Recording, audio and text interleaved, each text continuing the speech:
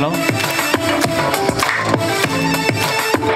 សម្រងអង្គដល់លោកសម្រនិតវិជាគុំនិតស្នាដៃរបស់ខ្មែរវិញ្ញាណកលបុនសូមជួយសាថែបតាព្រៀបខ្មែរត្រូវតែមានសង្ឃឹមខ្មែរជាគូញ៉ាំសំអង្គតាម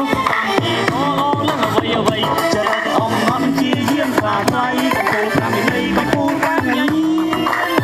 យើងទាំងអស់គ្នាសំនឹងខ្លាំងណាស់ទាំងក្មេងទាំងចាំងបានកើតមកជាកូនខ្មែរមានគ្រប់វណ្ណៈគ្រប់ចំការស្រែក្រោមពុនមូខៃលើដែនដីសវណ្ណភូមិរួចពីសង្គ្រាមកត់ណៃខោខើបងប្អូនរស់នៅដោយពីសង្សានមានម្ហូបអាហារនិងលំនៅឋានជួបជុំសន្តានមានសុភមង្គលទឹកមានត្រីក្នុងដីមានរ៉ែនៅដីមានស្រែមានដំណាំដាំដុះបន្លែបង្ការផល្លាចម្រុះមានភ្នំមានជ្រោះមានកន្លែងកំសាន្ត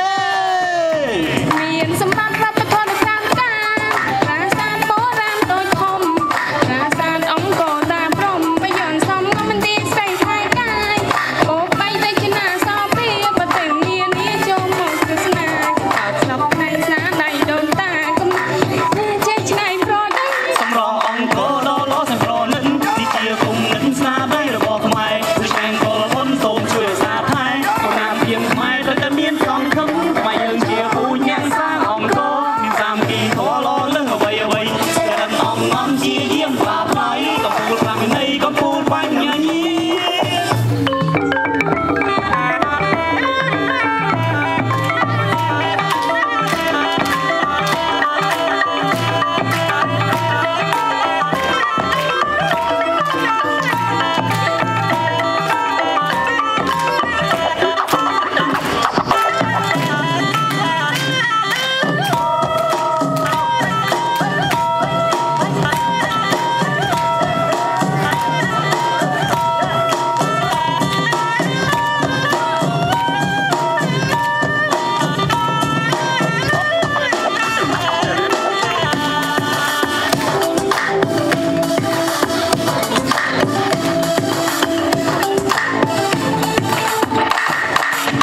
សូមប្រលឹងបបេបរោះខ្មែរកុំមានកាន់តែចូលមកសន្តិដល់ខ្មែរគ្រប់រួមចេះគង់និត